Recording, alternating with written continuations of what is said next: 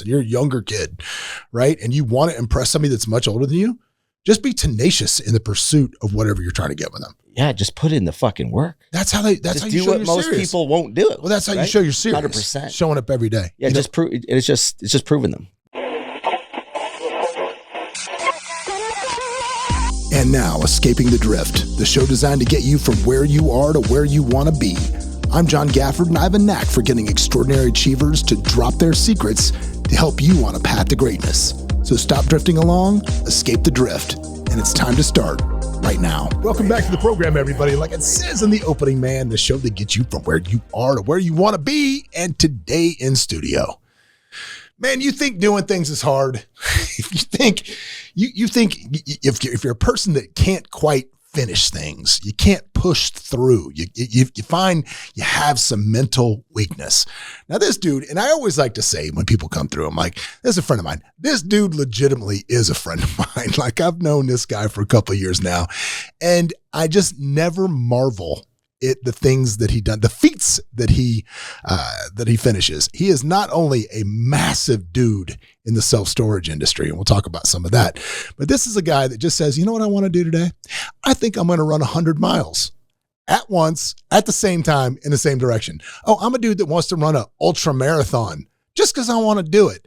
I mean, the stuff that he does to himself and just has this mental strength to him.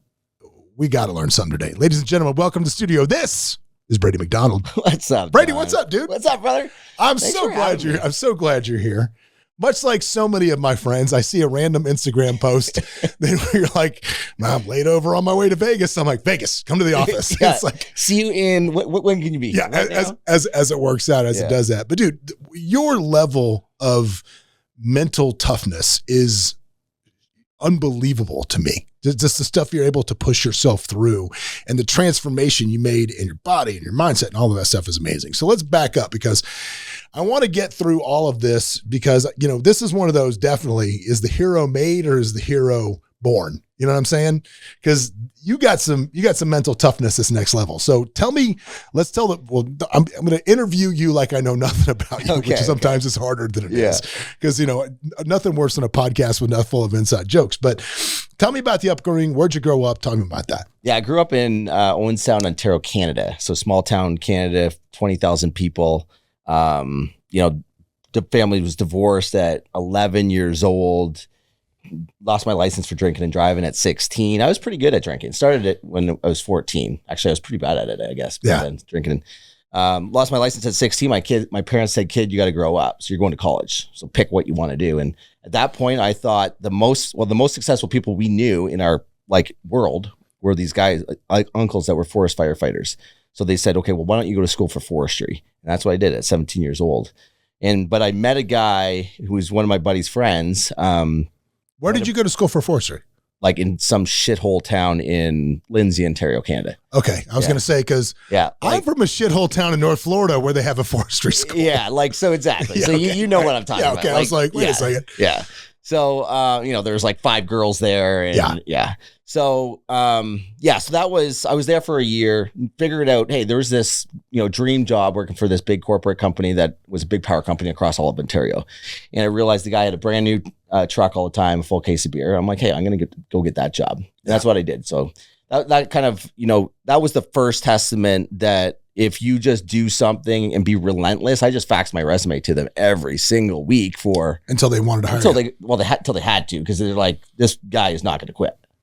But that started a good career. I had to, you know, making $120,000. Dude, let's talk about that for a minute, right? Because that's already telling me that you're just determined and can do what you want. That was when I was 17, 18. I know, but but back again, though. What do you think about the way you grew up made you that way? Yeah, you know what? I think it was a necessity. Like I had to cut grass and shovel snow at 5 a.m. before school. This sounds like an old dad story, but like legitimately to pay for my hockey gear. Yeah. Right. Because my parents were like, you know, money doesn't grow on trees. There was no extra money. And then when the parents got divorced, there was really no extra money because nobody's paying for shit. Yeah. Right. So it was necessity. And, if you want it, you got to go get it. See, I found when my parents got divorced at an early age, I figured the hustle out, or if I needed something, I would go ask both of them for it and get the money. I didn't know, with the money to buy it from one of them and then the money from my pocket for the other one. And both of them thought they bought it because they weren't talking to each other. Yeah. Well, neither of them had a pot to piss in. Yeah, there you go. All right. So that was probably part of the problem there, but yeah. So, it was a good thing. I think that's where I got the hustle. So at 11. So you're hustling and doing that, which is great. You go off to forestry school at 17 and you're doing that. And you go to the facts, the resume thing over and over and over, so let's go back to that moment. The first time you fax it to them, just nobody calls? Yeah, nobody calls. For months, bro. And you just kept faxing to them every week? Kept faxing to them. And then eventually I was spraying pesticides in the summer. So in between first year and second year, I was spraying pesticides about 4 hours away from my hometown, driving 4 hours every single night back to play junior B lacrosse practices and junior B, tournaments and stuff. And eventually I just met a guy who worked for a power company, and he took me in because I was staying at the college dorm. And cooking, barbecuing out of the back of the pesticide truck. Maybe that's what's wrong. That's what's wrong with you. Yeah, that's gonna do it. But I met this guy, and he, I was at that point, I was 17 or 18, just turned 18, and I told him, my goal to work for this power company because he worked for a power company. He's like, well, why don't you come and meet my family and have dinner with us? And so he literally invited me that night, had dinner at his house. And he has 2 kids, and he took my resume, sent it to everybody he knew. And they all made the connection, and within 2 weeks, I got a job. Oh, it's awesome. After that, yeah. It's funny. One of the best agents that I ever hired here at the company was somebody. This person came to the office and said, "I want to work for you, brand new agent." I said, "I hire brand new agents. That's not what I do. You got to be experienced. Come here." Okay, thank you very much. Came back the next day. Hey, I said I want to work for you. I'm going to come here every day till you hire me. And literally after like 3 days, I was like, dude, if this chick if she's going to come here like this every day, she's going to be successful. And to this day now, probably 10 years later since that thing, she crushes, man. She's still here. She does great. Yeah. It's just consistency. And it took me a long time to actually pull this lesson out, but I think too though, man, is because I think our generation, right? That you look at kids, you're like, oh, you're entitled, this and that, blah, blah, blah. So if you want to prove something, if you're listen to this and you're a younger kid, right? And you want to impress somebody that's much older than you, just be tenacious in the pursuit of whatever you're trying to get with them. Yeah, just put in the fucking work. That's how you show what most serious. People won't do it. Well, that's how you show you're serious. 100%. Showing up every day. Yeah, it's just proving them. Well, like Ari Rastegard was on the podcast once that said that one of his best mentors in his life, the only thing he asked him was, "Can I walk you to and from work every day? Just talk to you." Yeah. Like I was like, "You want to show up? You show." He goes, I never asked him if he was going to be here the next day. I never knew. There were long periods of time where he wouldn't show up because he was gone or on vacation or traveling or whatever, blah, blah. But when he would come back, I'm standing at his stoop waiting on him to walk him to work every day. That's unbelievable. Dude, but how many people are willing to do that anymore? Yeah. They're just not willing to do that stuff. It's wild. Yeah. So you're working for the power company. Yeah. That's going. So that was a 4-year apprenticeship, climbing trees, roping trees down around the hydro lines. And so got through the 4-year apprenticeship, and then I had an opportunity to start climbing and teaching the men and women that were moving through the apprenticeship how to do that. And I saw an opportunity in there because they were teaching people on forestry practices like SOPs and shit like that we would have in our business, but they weren't quizzing them on it. So I volunteered to do that. So just going above and beyond, and said, hey, I'll create all this content in this course, content to actually test everybody to make sure that they're actually retaining it. And so they gave me that job. That led into being a full-time instructor at 23. So then I was one of the 6 instructors that trained 1,500 staff around the province, and then ended up opening a training center in my hometown.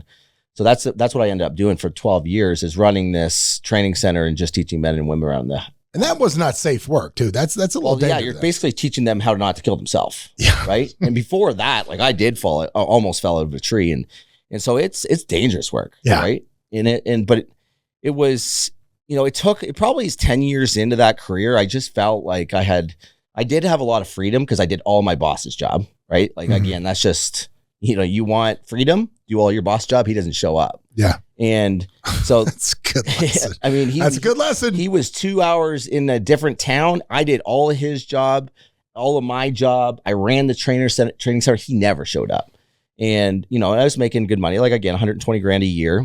And I'd be banking overtime and not having to put it in, which is good. But eventually I just realized, holy shit, like I've got limited freedom, really. I've got limited income potential. I've limited personal development potential. You still have to put in for vacation corporate. Yeah, you got to put in for vacation. Yeah. And I'm like, what am I doing? And actually, I'll tell you this story. This is actually the thing that got me out of it. All right. So we've got this apprentice that kind of sucks, right? So they got to come to trade school, and we got to put them through these 15 steps. They got to go up these trees and teach, and do this move and do that move and cut limbs off safely.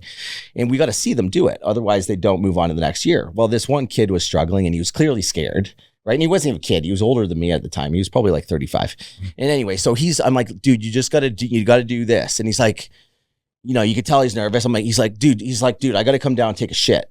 I'm like, just do this move and then you can come down. Yeah. Right. And he's like, no, I'm coming down and take a shit now. So he comes down and I'm like, all right. Like, and there's a whole bunch of people around. Like there's apprentices everywhere and trainers. I'm like, all right, dude. And he's like, no, I'm going to town to take a shit. I'm like, dude, just take a shit in the bush like my wife would. And I say that to him. Anyway, that went like, then he wrote a complaint to the union, and then I was investigated for the next 3 months. And like at that point is all I knew, right? Because I started there at 18. But that was the icing on the cake. I'm glad it happened because it wasn't even true. Like, I mean, I said that, but what his allegations weren't true. He later apologized for it, but that was the getting thing hazed and it just, yeah. Well, the union just comes after you and tries to fire you, right? That's just what they do. Oh my God. Yeah. So we started to look at what was next. We were pregnant with our baby girl. And so we eventually met a guy who was a full-time real estate investor. And it was kind of like that guy with the truck, with the full case of beer and brand new truck. I'm like, realized, hey, if he could have this great job, then I can too. Well, I met the real estate investor, and it was the same thing. The curse of the entrepreneur. That's my curse. Like, dude, I met this guy and he does this thing and he's got all this money and he's not that smart. I swear I can totally do this. If that dumbass can do it, I can do it. The curse of the entrepreneur right there. I can do it too. I know I can do this. Yeah. Like, yeah, dude. Yeah. Okay, go ahead. So that's exactly what it was. I mean, like I I talked to him and I learned what he was doing. He was buying in Canada, this is a lot, nothing like it is in the US, but he bought like 16 properties that year and it was just June. I'm like doing the math. I'm like, bro, this guy's making $1 million a year. I'm like, if I can do it, if he can do it, I can do it. And so we read a book. What book? It's Real Estate Investing in Canada by Don Campbell.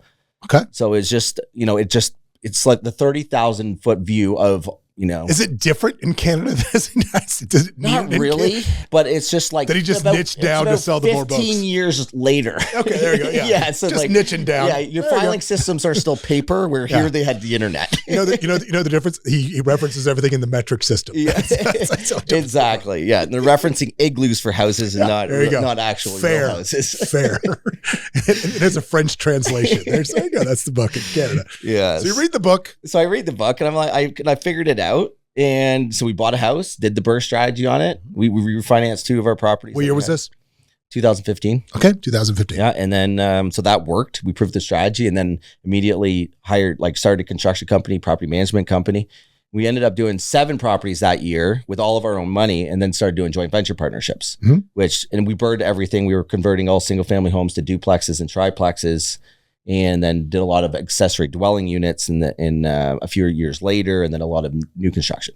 So we ended up doing a few hundred properties up there, and it was good. It's just really slow compared to here. Yeah. So from a perspective, you can get is 10 mortgages there with a really high income. It's just a rule. It's just how it is. It's just the way it is. Yeah.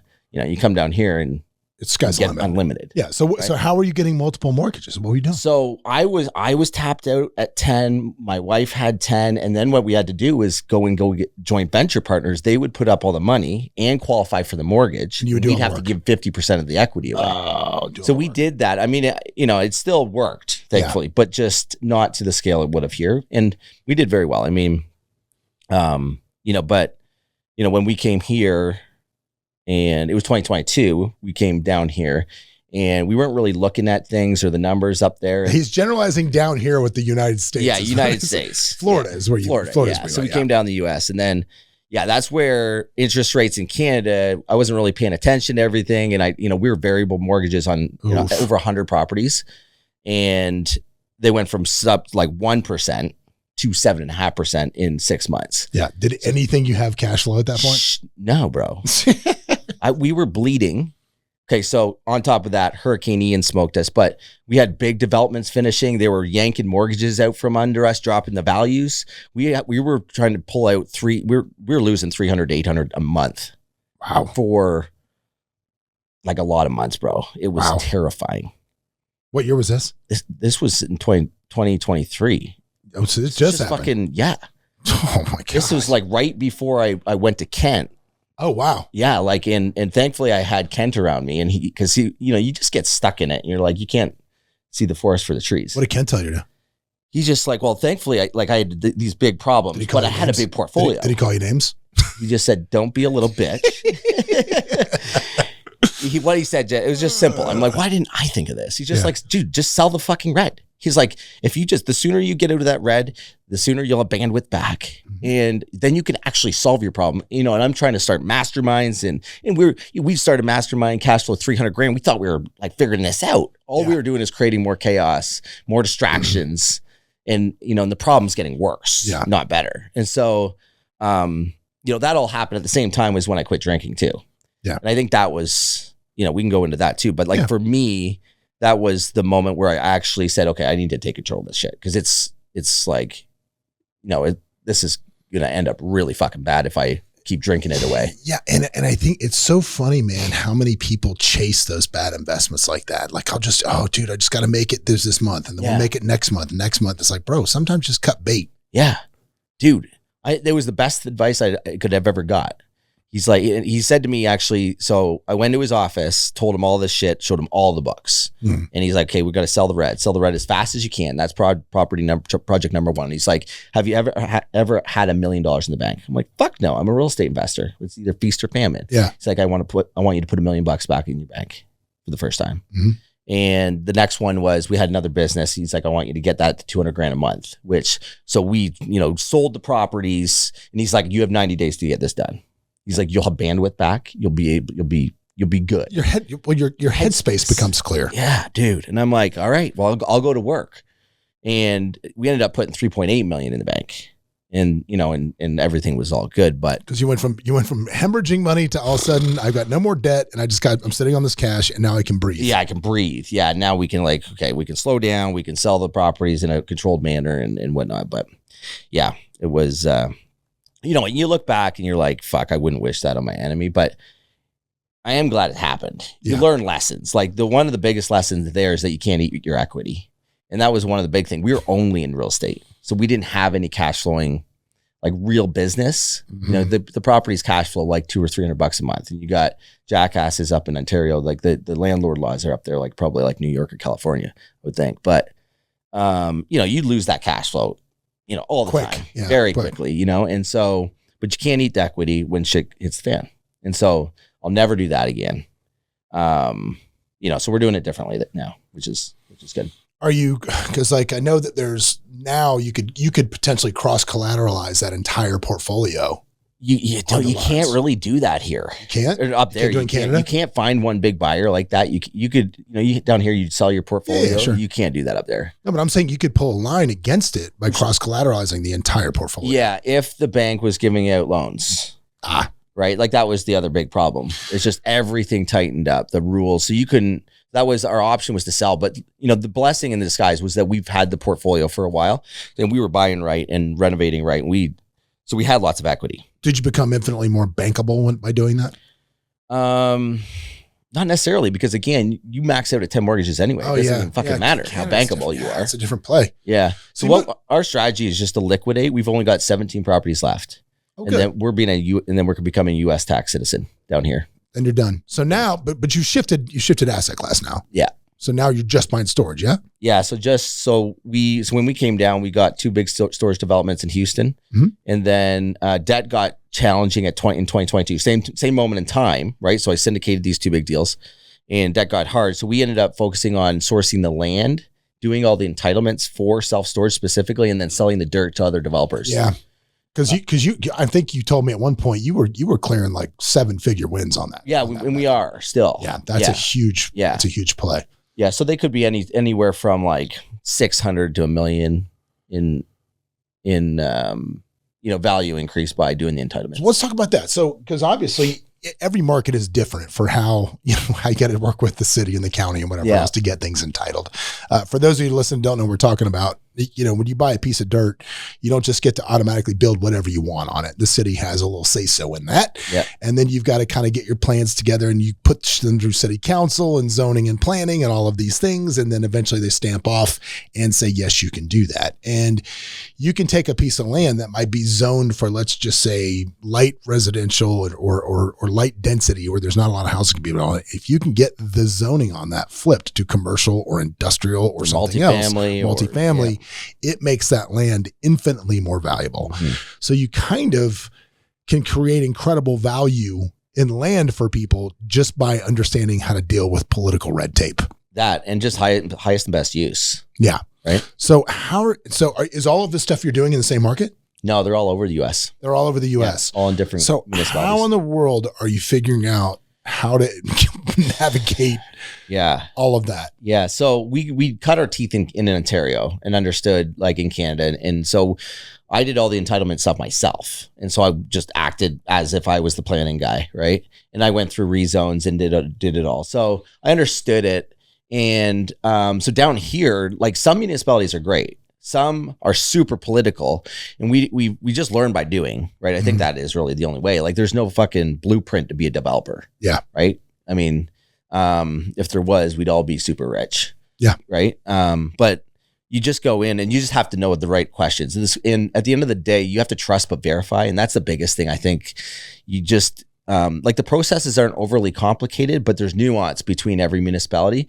And the big things that can catch you up is the relationships. Sometimes like some municipalities are just straight by the book. They'll just, this is the way it is. But some of the other ones are like, if you don't get approval by this council person or this person, don't even submit the paperwork. I'm like, wow. Right. So we went to a couple of these states, a couple of these places in North Carolina, in Virginia.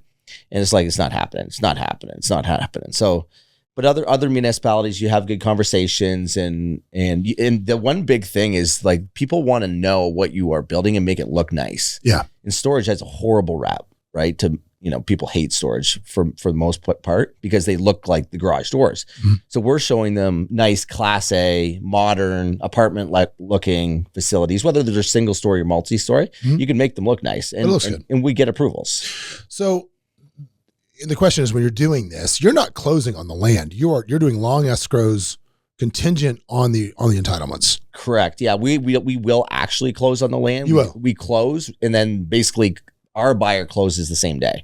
So it's essentially, we have transactional funding.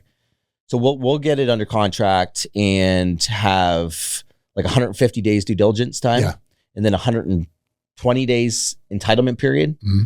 So we're not, we're 150 days. And as long as our buyers know we're moving forward with entitlements, because we're actually showing them and we're communicating to them, like going above and beyond, then they give you more time. Yeah. Right. And I think that's the half of the battle with almost anything is just whether it's investor relationships, dealing with municipalities, dealing with, contracts, it's communication. Yeah. People just want to know what's up.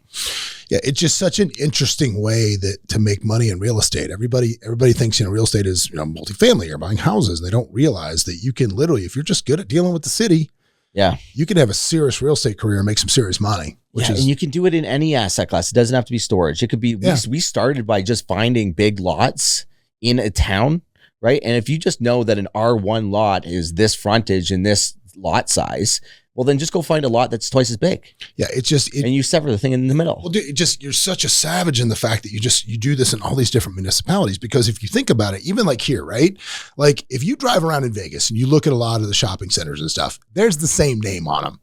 And I play golf with that dude. Yeah. Right. Like, I mean, and I know that guy can get anything entitled in Vegas because he's been doing it here for like 50 years. Right. So he can get anything done. But to think that you can just roll in as an outsider and just pull these projects off is wild to me. Well, one of the things that too helps is just using local civil engineers and relying on local planning consultants. And that is part of it too, because they can navigate a little better. Exactly, they know who to talk to, and I'm saying this in the same sense that I don't know that it's actually that important, but They just know the nuance that we don't, that would probably take us 3 to 4 months later because we'd screw up a few things. Right? Dude, for sure. So which in that is a lot of money that you could be deferring down the line. So, well, that's wild. But okay, listen, that's the how Brady got rich flipping real estate part of the story. But I want to get to the real stuff, because this is the stuff that just makes my freaking mind explode. When you're like, oh yeah, I'm gonna run an ultra marathon. I'm like, oh, what's that? You're like, I mean, I'm gonna let you talk about what some of this stuff is. So let's talk about your journey from fat, drunk, and stupid. I threw the stupid. No, that's totally true. Yeah, just to be fun, I'll throw the stupid in there. Just for fun. Not really stupid, but I just think it's funny. So I'd be stupid, especially when I was drunk. All right, well, let's go from fat, drunk, and stupid to a dude that can run 100 miles at one time. Yeah, I wasn't like. I mean, it was literally, John. Like, it's not even May, so it hasn't been 2 years. Yeah. Well, when I quit drinking. Okay, so before this, like I realized it was in 2021. I did the 75-day hard. And so again, a professional drinker, right? We had the big boat at home, and that's what we lived on. And so it was like Thursday to Monday, drinking every day. And I was just tired. And I saw one of my buddies do the 75-day hard. And I'm like, what's that? And he tells me the rules. I repeat the rules to my wife. One is not drinking. And she laughed her ass off. She's like, there's no way in hell. Like, I've been drinking since I was 14. And I'm like, I know, I'm scared too. Right. But I was just done. And the people that I was hanging around was just limiting me. And I just knew it. I'm like, the conversations are the same, right? We're not, they're not doing anything near what I'm doing. I'm the top of the pole here. Yeah. And so I went and did this thing, and I changed my mindset. I changed my body. I became a better dad, blah, blah, blah, all those things. Right. And took the family to Costa Rica. I had the courage to do that. So I just had this clarity and stuff. And then, so when we got back from Costa Rica, back into Canada in 2021, they locked us back down. And that's what really triggered us to come to the US. Because I said to my wife, like, next winter we're going away, but we're going to the US and we're going to scale life and business there. Yeah. And so went back and hung around the same people, started drinking again, just like I was. Everything kind of, went back to the normal, same old thing, right? Well, then I said, okay, well, I'm going to get back into fitness, because the 75 hard was the thing that kept me clean and sober. And I wasn't a raging alcoholic. I was just like everybody else, really. Right. And so I did a couple of half Ironmans, and that worked. I'm like, perfect. I'm focused on that. I'm not drinking as much, more focused on business, being a better dad, better communicator. Well, then all that stuff I just told you happened with the bleeding of the money, the company, the interest rates going through the roof. And eventually I just came to my wit's end. And my dad also died at 73 just not too long ago, like a year before. Yeah. And he started drinking at 50 years old and did all that damage by the time he was like 65.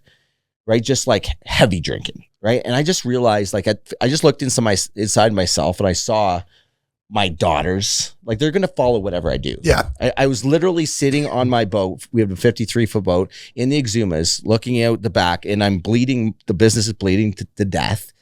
And I just said, tomorrow's the last day I'm drinking. Right. And I told my wife that, and that was the decision. I made it. And it wasn't harder than that. And then from there, I went to Kent's office, and I also started training for a 50-mile run. Right. So it was all I think the running that we'll get into here in a second was the thing that replaced the booze. Mm-hmm. Right. And it gave me that thing to focus on. It's kind of silenced the mind. So here's my question, dude. But how much more did you weigh at that time? See, I probably weighed about as much as I do now, like 205, but I was just like the wrong 205. Yeah, the wrong 205. I was just poofy. Right. Yeah. So I thought you were much bigger. Like I never understood how you went from being like kind of overweight. Yeah. Because I was just, don't you have bad knees? Because my knees are garbage. That's why I'm so jealous. Yeah. I trained. So yeah, I guess I have never had injuries like as a kid. Good for you. I was lucky. Maybe I didn't play enough football or something, but, yeah. So what happened was I actually saw Jesse Itzler. You know who Jesse is. Sure. Right? Great. So I saw him right around the same time. He did Ultraman, which is a 6.2 mile swim, 90-mile bike on the one day. And Jesse Itzler, like, if you go look at him, like, you look at him and you don't think he's an ultra athlete. Yeah. He looks broken down. He's sold multiple companies for hundreds of millions. He's super successful. And I saw him do this 6.2 mile swim, 90-mile bike. I got his big ass calendar in my house. Yes. I'm a Jesse fan. Right? Yeah. And then he did, so the next day is a 170-mile bike. And the next day after that is 52-mile run. And I'm like, he does this. I'm like, there's something more to this guy than just business. Yeah. And so I got super intentional. I got close to Jesse. I became friends. And then I hired his coach. Because I'm like, whoever did that, got Jesse to do that is who's gonna help me do it. And then so that's when I quit drinking, and then we started training for a 50-mile run that we did in the Keys. And so trained for 3 months, right? Quit drinking. 3 months later, ran 50 miles from Marathon, Florida, down to Key West, and it was 119 degrees Fahrenheit with humidity. Yeah, like you could eat the air. Yeah, and we started at 9 o'clock in the morning. It was insanely hot. And so the first 12 miles, it was just, I was like so frustrated because you couldn't cool your body down. It's like sitting in the sauna that's 200 degrees. And you can't get out. And you can't get out. The door's locked. Yeah, you can't get out. Right? And I'm just like, what am I going to do? And I put this towel on. Anyway, I figured it out. I got into this routine where I had a bag of ice. I would take it. I would run for 4 minutes. I'd have it on my neck. I'd walk for 1 minute. I'd run for 4, walk for 1. And I'd take the bag of ice, I would stick it in my growing, for the 1 minute walk, and I'd dump the ice all over my head. And when I did this 50 miles, the other 36 miles. Well, I get finished at, like 10 hours and 40 minutes later in that excruciating heat. And they didn't know what place I was in. And I didn't even know where I was, to be honest. Yeah. I got lost before I got to the end. And so we waited around there for a few hours waiting, and eventually they said, congratulations, you're in 3rd place. So that's great. So 2 hours later, I didn't drink anything. I didn't re-eat anything. Like, I didn't even know what I was doing. My wife was crewing me with my daughters, right? There were 6. They're just handing you a granola bar and slap you on the back. There was not even like, you should rehydrate yourself. You should re-electrolyte your body. Like, anyway, so got back to where our rental was. I started puking my brains up. My wife throws me back in the car. She's like, we're going to the hospital. And I was just like, ugh. And she's now cruising back to Marathon, Florida, sees an ambulance, right? And she pulls over, and the ambulance driver's like, ma'am, you can't stop here. You got to keep going. She's like, you got to look at this dude in my car. That's exactly what she said. And the ambulance people, and I kind of remember them like opening the door or opening the expedition door. And they looked at me and they just like grabbed the stretcher. And they literally yanked me out, put me in the stretcher, and rushed me to the hospital. And then from there, it was 3 days. They didn't know what was going on. Like, they were like, where did you run? And I'm like, in Canada. They were like, what's your daughter's name? And I had no clue, no fucking clue.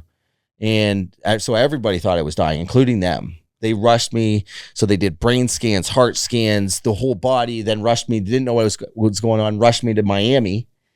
More tests, and thankfully survived, right? Yeah. But ended up with rhabdo, and which could kill you 100%, and then severe dehydration. But at that point, I was just like, I think I'm on the path, which is stupid to think. So you're sitting in the hospital, almost killed yourself. Well, it's funny. I look back and there's a picture and it says "not human." It's like an Iron Man shirt. I'm like, what a stupid shirt to wear in here.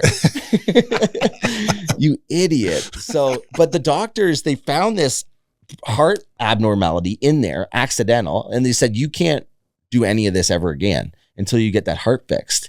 So they said I had a leaky heart, and I'm like, damn, I'm just getting good. Like, this is putting me on the path I need to be on. Yeah. And, long story short, it took me about 2 weeks. I got clearance, and then I did 29029, which is Mount Everesting with Jesse. Yep. It's awesome. Like 3 weeks later than that. And then my coach, Chris. Real quick. I want to talk about that real quick. Yeah. What's harder?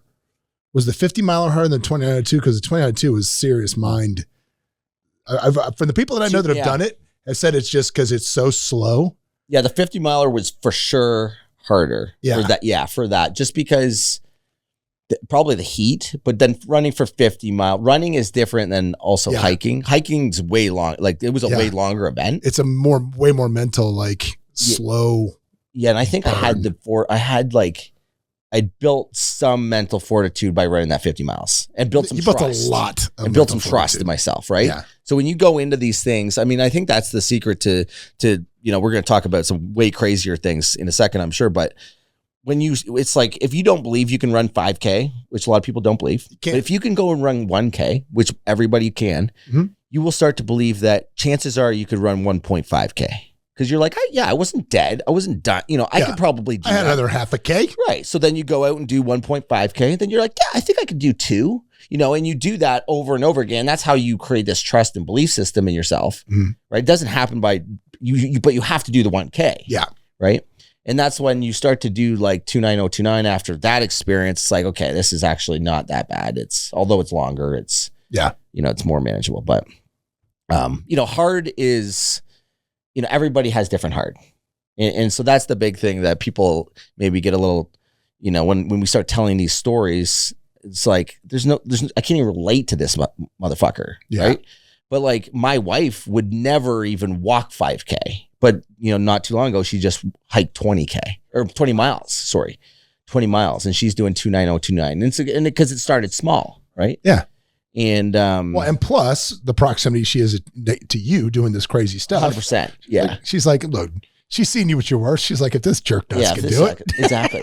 Yeah. Dude, the other day was so cool. So we were before the Clearwater Marathon, I have a 4-year-old daughter. She ran a 5K, 14-minute miles. She's this big. That's awesome. Yeah. And it's just proximity. Yeah. It's because this is just what we do. It's normal. It's just who we are. Yeah. It's what we do. So what's the craziest thing you did? So what was harder, the ultra miler, or the 100 miler, or so the next thing we did was the 100 miler. My coach said, "What do you want to do next?" I said, "Well, I think I want to run 100 miles and raise $100,000 for charity. I think you donated a bunch of money for that." I did. So thanks again, John. And we ended up raising $85,000 for charity for that for that run. So we ran the 100 miles, and that was hard, dude. Like you're in a pain hole like you've never experienced, like next to giving birth. Like if I was to give birth, or if I knew what that was like, this would be like giving birth, but for like 18 hours straight. But I have a friend of mine named Tony Grappo that lives here in town, and Tony did this when he was like 65. Yeah, I think he did a 100 miler, and I asked him, and I said, "Bro, what is it?" He goes, "Well, your toenails come off." Yeah. And he goes, it gets to a point where it doesn't hurt anymore. Yeah. There's no more hurt. It's just the same hurt. Yeah. And if you can just get to that place where you hit the same hurt and you just understand this is just what it's going to be. Yeah. And accept that, you can do it. Yeah. I got the same advice, actually. Somebody said to me, he's like, "Brady, this is the best piece of advice I can give you. It's going to get bad, but just know that it's not going to get any worse." Yeah. I'm like, all right. So and it gets bad. Well, let's walk through that, man. So as you start running, where was this? This was at Jesse Itzer's festival. It was a 1 mile track around a track. So similar to the 100 miles that buddy's running tomorrow is a 1 mile track. That's what So first 32 miles I ran it, and we started at 4 p.m. So I started running in circles essentially. And I started doing a run walk at about 32 miles in, and then all night long, pitch black, you're looking through a headlight and all you see is foggy as shit. So all you're seeing is this tiny little beam, you're starting to get a little wheezy and like delirious and I don't think I hallucinated this particular one, but I did the last one. And dude, you just go into this pain hole that's like, it rips you to your core. Like if you think you're fucking awesome, you're not anymore. Like you have zero ego. Like your ego's gone. And it's like the closest part to death, I honestly think, that you can get. How do you fight because you got to have a voice in you saying, quit, go sit down, go sit down. Like, what is that voice in your head saying to you, and what are you saying back? Yeah, like I think, well, for me, you just have to, like, for me, I'll run 4 minutes and walk 1. And it's all about just getting to that end of the 4 minutes and then walking to 1. And so you really go into robot mode. And initially you start, you want to talk, you're with your crew, but after that, dude, like you can't listen to music. You can't listen to anybody talk. Like it's just so, when you run or exercise and the worst song comes on, you're like, fucking change it. Well, that's what it's like, for 18 hours whenever anybody talks to you. Oh my gosh. Yeah. And like you said, like the pain is overwhelming, but you just have to, you just keep moving.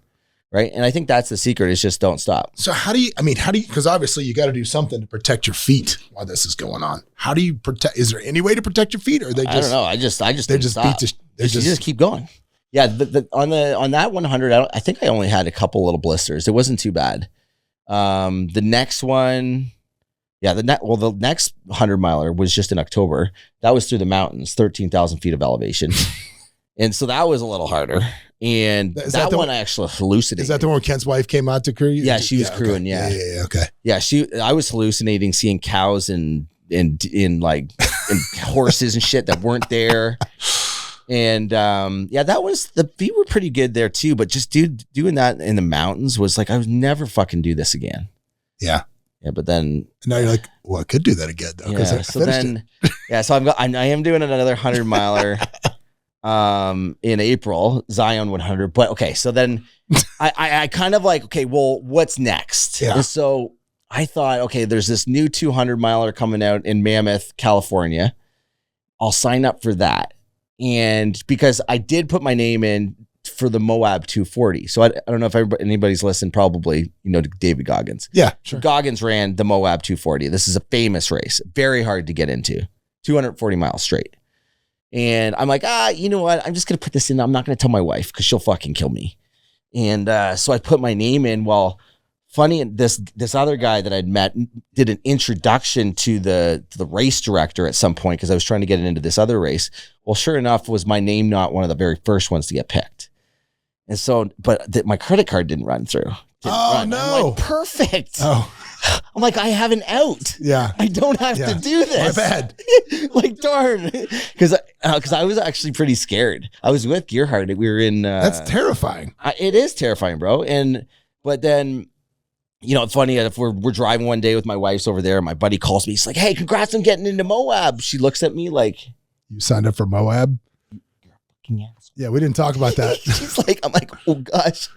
Yeah. So. I did pay for it. When is that race? October. Yeah. So 240 miles. I think you have like 130 hours, 5 days to get it done. How many people do this? I think there's like 250 or 300 people. How many finish on average? Probably like, I'm guessing here. Okay. So sure. I'm going to guess like around, if 250 started, probably like 180 finish it. All right. Okay. Yeah. I like your odds. Yeah. Yeah. I'll finish it. It's not like 5 people come up. I'm going to race it. Oh, you're like, I want to win. I'm going to do good. It's my goal. I don't know if I'm going to do good. I might not make it. I might not finish it. There's a chance. Like 240 miles is that's like a lot. 3.5 days straight is my goal. Would probably be my goal. Or maybe 3 days. Yeah, that's like you running from right here to my house in Orange County. Yeah. I think it's 240 miles from here to my house in Orange County. So that when you're starting to deal with like feet and so one of my bigger problems that I do end up getting is swimmer-induced pulmonary edema. My lungs fill up with fluid. Mm-hmm. And I got that when I did that Ironman race. Yeah. So that's kind of the big fear that I've got is like, if my lungs just. What is since you started doing this, if you had to compare your general stress levels or how you dealt with stress before and after like these experiences, how would you compare those two things? Yeah, I think, before I drank. Yeah. And I was just like, that's how I dealt with stress before. Right. But I had a lot of chaos in my life because it's just, I wasn't just as focused. Now, because I can, like when I run and I train, like I get clarity and confidence. I literally, go to bed at 8:30, wake up at 4:30. Like my life is very like do. And we travel a lot and have lots of adventures and stuff, but it's very just like super basic, super focused on business. And so the running does de-stress very well. Now my cortisol levels are probably through the roof and I had to go on testosterone and a whole bunch of other shit, but I'm handling it better now than I ever have. Well, I was going to say, because when you put your body through so much stress like that and you stretch what is possible for you to do, I got to believe what used to really bother you maybe 5 years ago is just like, it's not even, it's not even a blip on the radar now. Yeah, totally. It have to be. When you think about the times that you grow the most in your life, it's like when really bad things happen. There's death, the financial issues, divorce, like those things change you. And so you can actually do that intentionally. And it doesn't have to be 100 miles. It could be a half marathon. Like that is intense. And that is the same type of, fortitude and mental, whatever that word is to get you through that. And it's good practice for when things go upside down in life. For when they happen. Yeah. And you build the same muscles. Yeah. Right. And so, when, this year still, we're on the path to having a massively successful year, but nonetheless, like lots of reinvestments and a lot of risk and a lot of fear. But even your ability to deal with risk must be much, and be able to think through it. Yeah. Like methodically and with confidence, make the right calls. Also gotten really good at just knowing that I don't know the answer and who to call next and be okay with that. Yeah. Being more vulnerable is another thing I think too, is just being real with myself listen, I don't need to be perfect. I don't need to know all the answers. If I'm wrong, I'm fucking wrong. And I fuck up a lot. Yeah. And whether it's with my team or with my kids or with my wife, or just even with, if I go offside because, sometimes I run a little hot. Imagine that. Right. But I'm okay with saying I fucked up. Yeah. And right. And just being, hey, listen, I'll put in the work. I'll fix it. Well, I know that now you've taken your passion for this stuff and dude, you're all in, bro. There's no question. Yeah. You're all in and you want to share it with other people. So you did this and this is not where this turns into an infomercial. I know what you're thinking. Don't think that way. This is good stuff. So tell me about 0 to 100, bro. Cause obviously you're telling everybody it's all over you like a damn billboard. It's a way of life. Don't ask me what it is. It's a way of life. There it is. Yeah. So before I ran the 100-mile run, I was with a buddy in Puerto Rico and we were working on a whole bunch of other things that turned into this 0 to 100 because he's like, bro, everything you do is 0 to 100. And that was just like a way to connect a life philosophy on how I do everything. So it's an easy way for people to understand a message, right? Which is like move fast, play all out, just commit fully, like you're on this path, this journey. And then we did the 0 to 100 miles, raised $100,000 for charity. And then I'm just like, every time I would hit a stage, I would tell the story that, hey, the thing that got me on this good path into, because the path that I'm on created some massive relationships, right? And then that spins into more money and more revenue and everything, right? So it all started with doing the 75 hard. And I would talk I would get probably like 50 to 60% of the room would sign up to the 75 hard the next day. And within that week, 90% of them have dropped out because it's hard. Yeah. Right. And I'm like, hey, there's got to be a better way. So we started the 0 to 100 day challenge, which is 45 minutes of exercise a day, eating healthy, no booze. Right. And it's just the life that I live. Right. Yeah. Really. So it's sustainable. If you miss a day, you just double up another day. And so that's what part of that is just giving people an opportunity to have the same chance of getting in healthy and getting clarity and courage and confidence through fitness that I had. Yeah. Right. And so it's free, they go to 0to100.com and we have accountability huddles. We have guest speakers that come on all the time and just pour into people and help them get through that 100 days. Cause that's where it starts. It's like we succumb to our habits. And it's kind of like it's funny as you're sitting here describing that, all I could think about was Average Joe's Gym versus like the Purple Cobras and dodgeball. Yeah. You're like, hey man, you miss a day. It's okay. Come back tomorrow and double up. You'll be all right. Like you're going to fall down a little bit and that's okay. 100%. I'm not kicking you to the woods because you didn't, get that 45-minute run at 3:00 in the morning today. It has to be realistic too. Yeah. Like, I mean, life is like shit happens, right? Every day. Pretty much every day. Yeah. Multiple times. Every day it does. Yeah. Well, dude, I love it, man.